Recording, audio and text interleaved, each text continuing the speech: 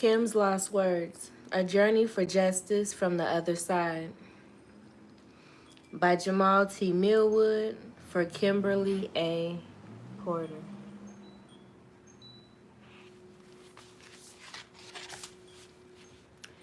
Disclaimers.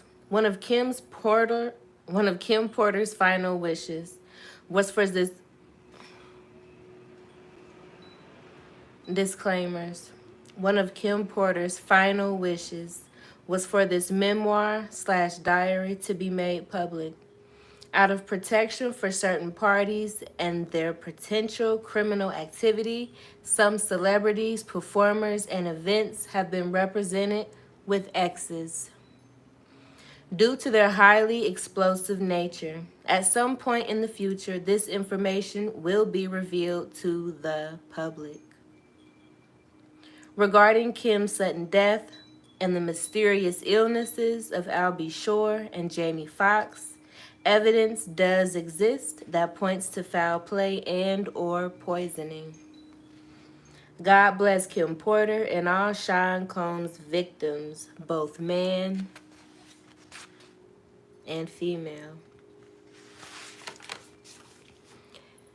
Page 2, Table of Contents. Chapter 1, Introduction. Chapter 2, Humble Beginnings. Chapter 3, Second Chances. Chapter 4, Forgiveness. Chapter 5, Sean Kneels. Chapter 6, Pac. Chapter 7, Threats. Chapter 8, Kidada. Chapter 9, Going Back to Cali. Chapter 10, The Lies You Tell. Chapter 11, Mo Problems. Chapter 12, A Mama's Love. Chapter 13, Have Some Faith. Chapter 14, Outshine. Chapter 15, Queen Bitch. Chapter 16, Christian. Chapter 17, Broken Promises. Chapter 18, Sweet Goodbyes. Chapter 19, Finale.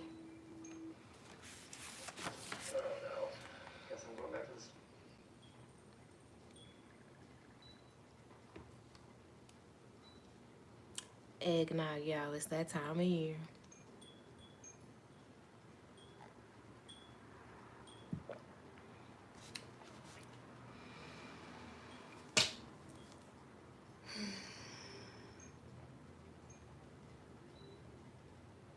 Chapter 1, Introduction, page 3.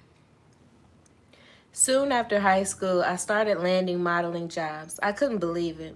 It was all happening so fast. I met my husband, father of my oldest child, and one of my oldest friends in life, Albie Shore. It was a whirlwind romance. I was only 19 when we married.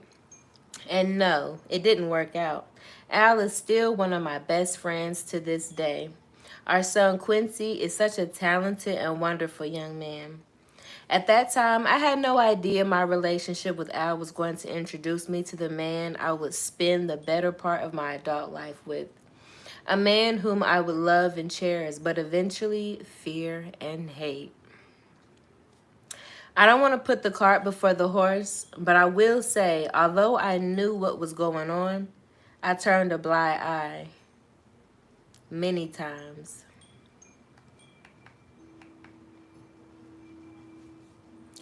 I don't want to put the cart before the horse, but I will say, although I knew what was going on, I turned a blind eye many times. Here I have to tell this truth, unfortunately, because deep down I knew everything that was happening, but I lied to myself a lot. He was so charming, a wolf in sheep's clothing, a devil, and I fell for it. This story must be told despite the fact that it will hurt my children. I cannot hide it any longer. Sean Combs must be stopped. Chapter 2, Humble Beginnings, page 4. I was born to loving parents Jake Porter and Sarah L. Porter in the Peach State of Georgia. All through Columbus High School, where I graduated in 1988, I knew I was going to be famous. In the 10th grade, one of my best friends, Tina, said to me, "You won't make it here in Georgia." I knew if I really wanted to be famous, I would have to leave my hometown and my home, Georgia. That conversation was so important as I look back now. It changed my life. I met Al while I was working in the industry. He was so dope and charming, and I had such a crush on him. We were married before I knew it, and Quincy was on the way. But I was young, and it just felt like it wasn't going to last. It was a little heated between us after we separated, but we got past that quickly. He is just a super dope guy and an amazing father. Though we separated, we are forever bonded through Quincy. Thank you, Al. I will always love you. When I met Sean, he was cool. I didn't think much of him at the time. He was just another guy at the label. Uptown was huge, and we were all living our best life. But Sean continued to lay on the charm, and before I knew it, we were dating. As a young single mom at one of the hottest companies in the world, life couldn't get any better. Then it did. My boyfriend was getting even bigger. He and Clive would hang out a lot, but I didn't think anything of it. I mean, that was his boss. And he was doing things bigger than most men dare to even dream. Then it happened. I mean, okay, I was a little bit of a freak. I really enjoyed myself with my partner, and toys are one thing. But I never imagined having a man I was dating ask me to use a toy on him. Excuse me. The first time he said he just wanted to experiment, try something new. I was grossed out, but he kept begging. He said it would only be this one time, and he was just curious. I was only 20 at the time. I said, what the hell? I hated it. He bled from it, and there was shit on it. I left him alone after that. Chapter 3, Second Chances, page 6. Sean kept reaching out, and I kept ignoring his calls. Eventually, in a few weeks, we ran into each other at an event. He came over and sat next to me. We were cordial. He flattered me by saying, "You look so amazing." I replied with a simple, "Thanks, Sean." I tried to get up to leave, but he pulled my arm as I turned to him. He looked deep into my eyes and said, "Look, what happened between us was weird. But I really care about you. Can we?" He paused, and I tried to use this as my attempt to escape. I pulled my hand back and said, "Sorry, Sean, I have to go." "Please, I think I'm falling in love with you. Can we talk?" My breath was taken away. Did he say he loved me? It was so fast. I wasn't aware of this as his manipulation tactic. Not yet. God, I was so young, so naive. He continued, "Let's just have dinner." And I fell for it. 2 days later, we went out for drinks at a lounge in Lower Manhattan. The place was nice. Sean was really coming up and pulling out all the stops to impress me. He pulled the chair out for me to sit. Back then, he was always a gentleman. He smiled and said, "Look," as he sat across from me. I hated it, and I never want to do it again. Give me another chance. Over coffee the next morning, I decided to give him another chance. For the next year and a half, things seemed pretty normal. It was fun. Things were going great, and we were living the dream that I dreamt about throughout my youth. Sean and Clive were working on Bad Boy, and he had his first couple of artists. He picked up Craig Mack, then some rapper from the West Coast called Notorious B.I. to help Chris develop. He was collaborating with the biggest names in hip-hop to make it happen. Things could not be more amazing. Then he asked me to do it again. It was insane. Sean said, "Baby, I can't stop thinking about it." "What the hell are you talking about?" I responded. Sean continued, "I just can't stop thinking about that night. It was amazing. Can you screw me one more time, please?" I became infuriated. "Why don't you go to Clive? He is the one screwing you, isn't he?" Then Sean hit me. This was the first time, but he slapped me hard. Before I could form words, he began to beg. I'm sorry. Holding my cheek where he hit me, I turned and ran off. That should have been it, but I guess I'm a glutton for punishment. He sent flowers and a bunch of expensive gifts. Then we bumped into each other at another industry event. He sat down next to me. This was deja vu. Shine started. Imagine running into you here. Get the fuck away from me, I forced out. He became more serious as he said, look, baby, I'm sorry. But I just glared at him. There is nothing you can ever say to me. Nothing. After an awkward silence, he finished. You know I love you. I love your son. He's my son. I don't know how to fix this, but I'll do anything. I'm sorry. Shit, he can be so sweet. Here we go with the love thing. This time, it's not falling in. He was great with Quincy, and to be honest, despite everything, I missed him. As he stood to walk away, I remember hearing myself saying, call me later. What the fuck is wrong with me? Chapter 4, Forgiveness, page 9.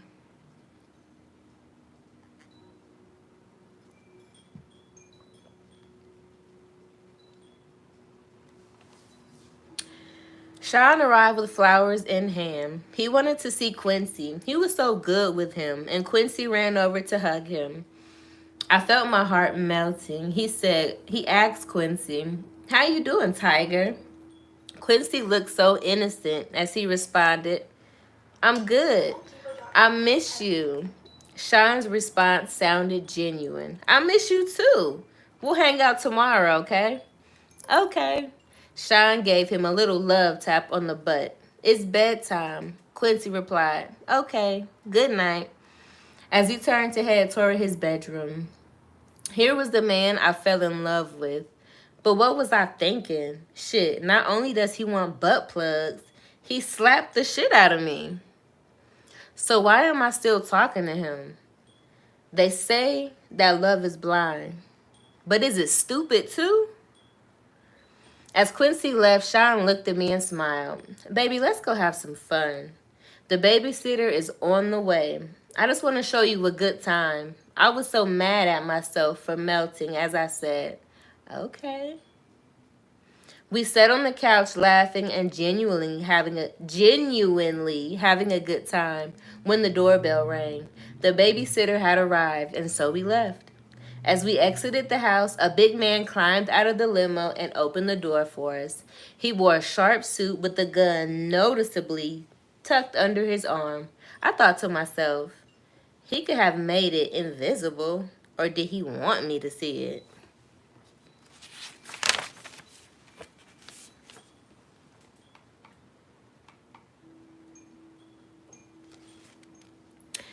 Despite my reservations, Gene was a sweetheart. He was very courteous and polite as he tipped his head and said, good evening, ma'am. Gene drew a smile out of me. I responded, hello.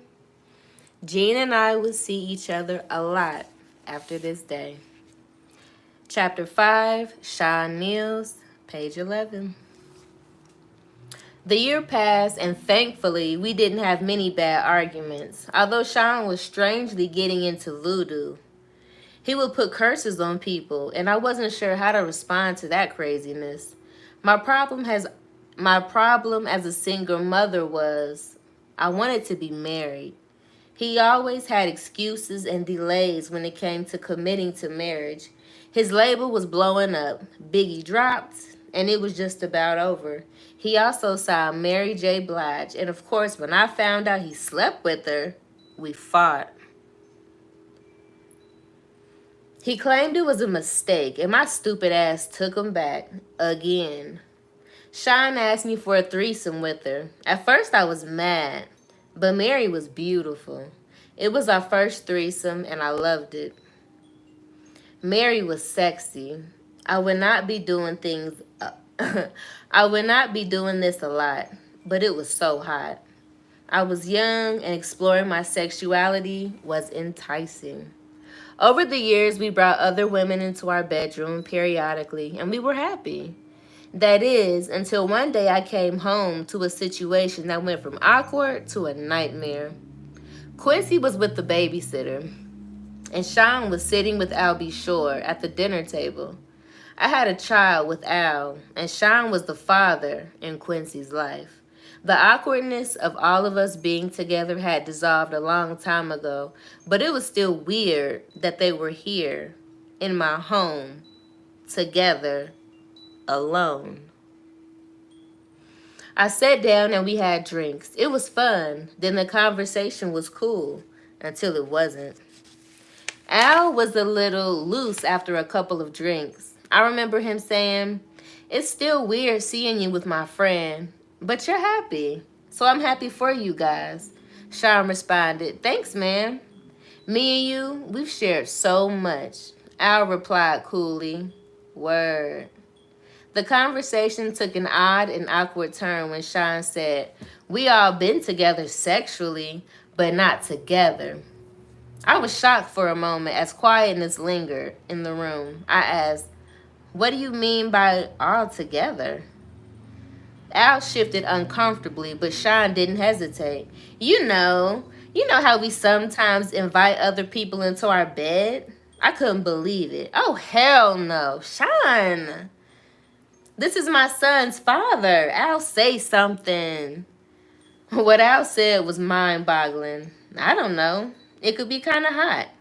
I miss you in that way." Although I couldn't believe Sean would do this, the truth was I still cared about Al, and this could be very hot. I just didn't want it messing up my relationship, and if things became awkward, how would it affect Quincy? So I asked, "Are you both sure?" I imagined both of them inside of me. I knew this would be awkward sexually. There would be some bumping of genitals, but what happened next I couldn't have imagined in my wildest dreams.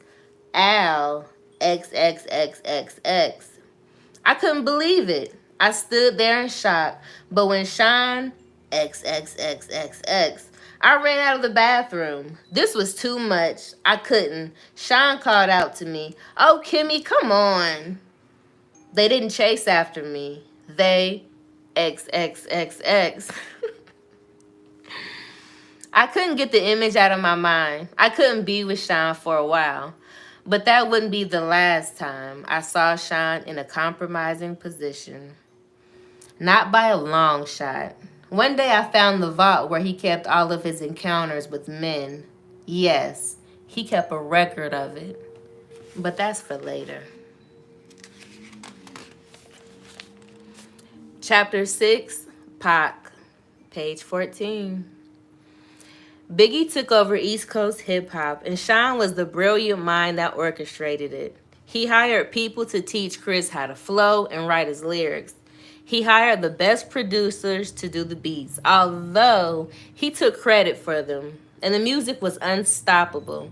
At this point, Sean was sleeping with all the power players, and everyone that wanted to do music wanted to be a bad boy. Sean wheeled and dealed in a way that would have been unthinkable to many. He slept with the guys that really controlled the music to stay on top. A lot of the names average people have never heard of. These are the guys that make the decision on who is winning and who is not. He hosted parties that were just a fancy name for orgies, and everyone wanted in. When I met Tupac, Sean and I had an open relationship, and yes, I slept with Pac. Shit, he was sexy. Sean didn't mind. Well, not until he tried to get Pac to join both of us. Pac was not good with that. This was where the relationship between them became strained. Tupac wasn't going to accept Sean's advances. Pac wasn't gay, and he was pissed about the advances. We were all in Sean's house. I was drinking, they were smoking, and everyone was just relaxing. Sean came in on what I am sure he would call a smooth approach. My baby is bad, isn't she? Pac threw me a sly smile. Hell yeah. I felt myself blush. Sean was now in full swing. You think you hit it better than me? I couldn't believe he disrespected me that way. I was not playing with my response. Sean, what the fuck? Pond cake.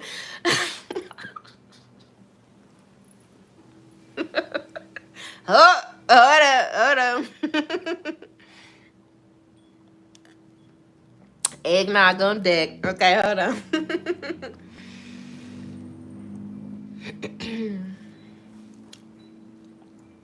I was not playing with my response. Sean, what the fuck? Pac came to my defense. Damn, bro, you ain't gotta do the sister that way. Tupac appeared upset behind Sean's words, but Sean went in for the kill regardless. I think my dick's bigger than yours. I bet I could make her come faster than you. What's up? Pac was appalled. What the fuck are you talking about, nigga? I ain't trying to run no fucking train. Sean continued. What you scared of? Let's see who fucks better. Let her be the judge. Yes, at this point, we have been inviting others into our bed for a while, but I am not used to and will not stand for disrespect. I wasn't the only one upset. Pac shouted, nigga, you talking about pulling your dick out? Sean was undaunted. What you scared of? Tupac simply left. Things were contentious since then. The two could not be in the same room. Pac avoided me as much as he did Sean. When they did bump into each other, the tension was palpable. It felt like blows could be thrown at any moment. Months passed with only the tension between them. Excuse me. It was uncomfortable, but nothing life or death. Then one day while we were at the studio, it happened. I walked into Sean's office, and he was having the conversation. Sean sat across from Jimmy Henchman. Pac don't leave that fucking studio alive. I don't think I was supposed to hear it. I continued as if I didn't. Hey, Sean. Good morning, Jimmy. They didn't seem to think I heard anything. I'm ordering breakfast. Smiling, Sean replied first.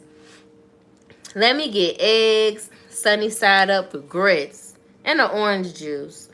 I could see he was hungover. Good. I don't want him knowing I know anything.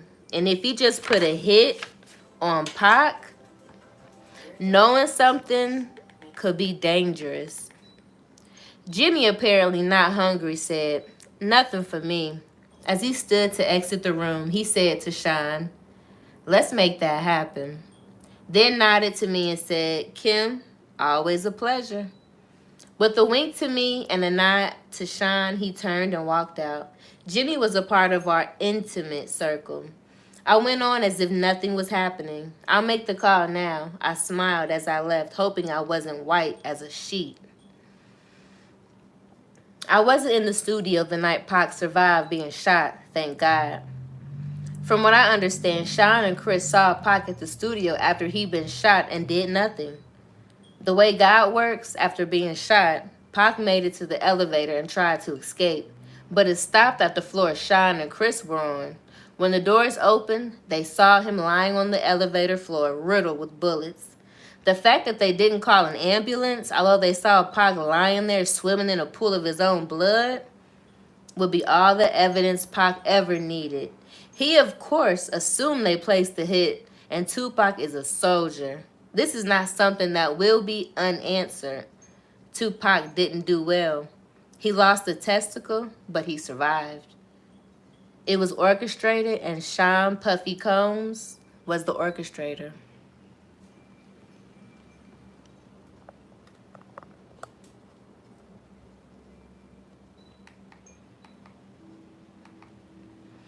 Chapter 7, Threats, page 17. At this point, I knew I had to get away from him, but I was scared. Is he going to take my life if I try to escape? One February evening, I thought I found my opportunity at dinner after an event.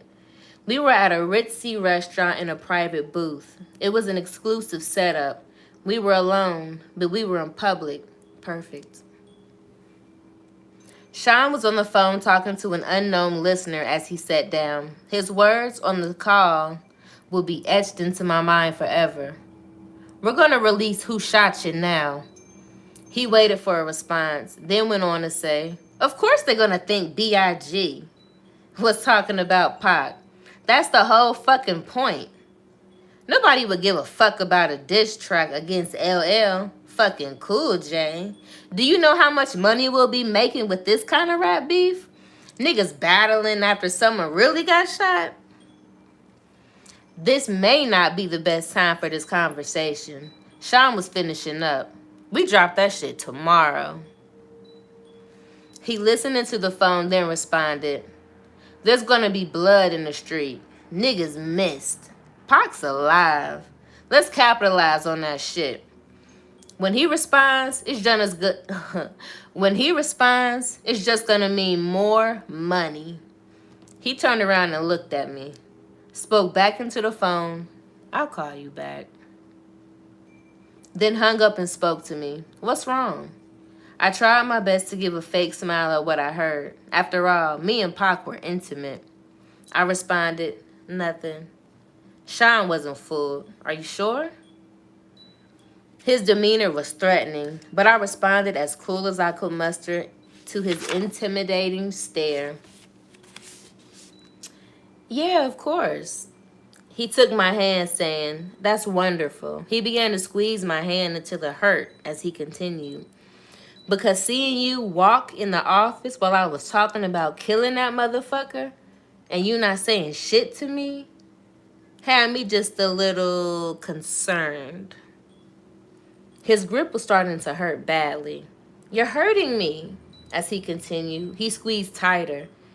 You're pretending you didn't hear anything was a sign of your loyalty to me, not something I should be concerned with, right? I had no choice but to give him the answer he wanted. I knew I was trapped when I responded, of course I'm loyal to you.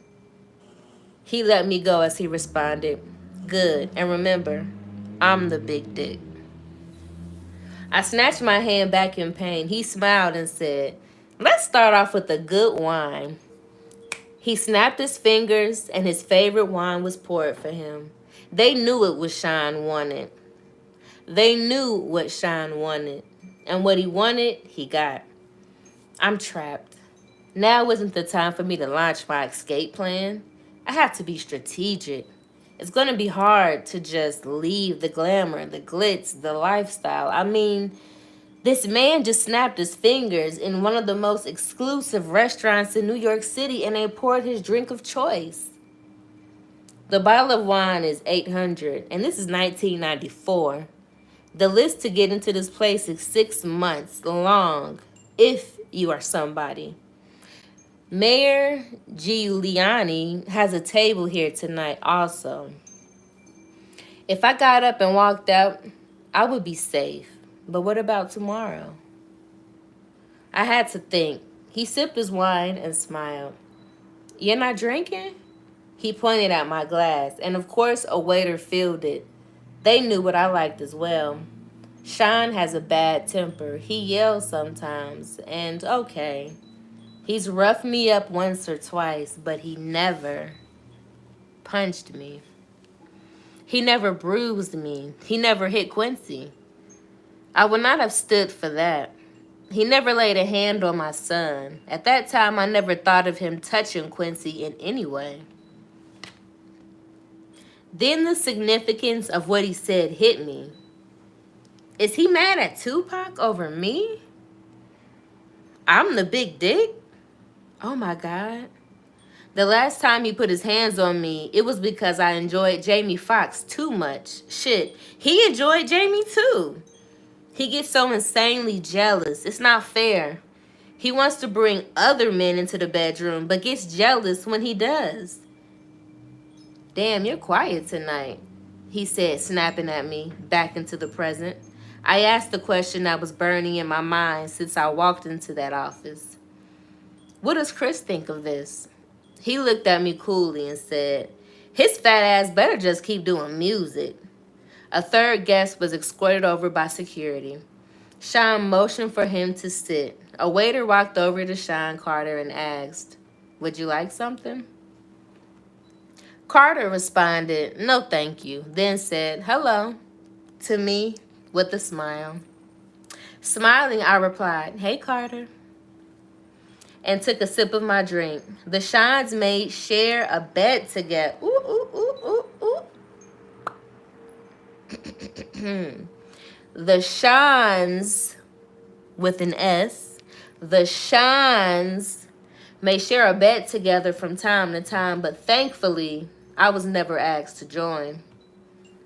Carter went on to speak to Sean. I thought we were meeting in private, Sean replied with a nonchalant shrug. I had to discuss something with her. It's fine. Go ahead. He wielded this kind of power. Carter shifted uncomfortably in his chair before continuing. It's true. Chris and Pac were about to start their own label. Sean slammed his fist against the table, shouting, doesn't anyone have any fucking loyalty? Carter. Well, that's not happening now, right? Sean peered at Carter with distrust. Why the fuck are you so eager to share this with me? Chris is your man. Fuck, he brought you on, and you're stabbing him in the back? Carter responded with indignity. First, I'm tired of being that nigga's son. I need to come from out from under his damn shadow. Sean smiled slightly. Okay, I respect that. Carter kept going. On top of that, this nigga is making that move and it should have been with me. Sean looked at Carter blankly. Pac put Chris on. You know this? What's this really about, Carter? Don't fucking try to play me. The Jay-Z of today wasn't born yet. This young Sean Carter was in over his head. Concerned, he had to spill it out. I want his spot. Ambition. Now this is a man I can work with. Sean made a grandiose gesture toward Carter. Waiter, get this motherfucker whatever he wants. Carter smiled. Thank you. Sean responded, honesty and ambition. We're gonna make a lot of bread together. Carter ordered a drink as he stated again. Guess he won't be leaving with that nigga to do their own label now. Sean responded with his normal air of arrogance. Why don't you let me worry about that? I took this as my cue to escape. I told Sean, I'm going to go ahead and get back to Quincy. Sean was wrapped up in his conversation with Carter and barely noticed as he excused me. Have the limo drop you off. We didn't eat. He didn't care. I smiled and kissed him on the cheek and left. I'll be back, y'all.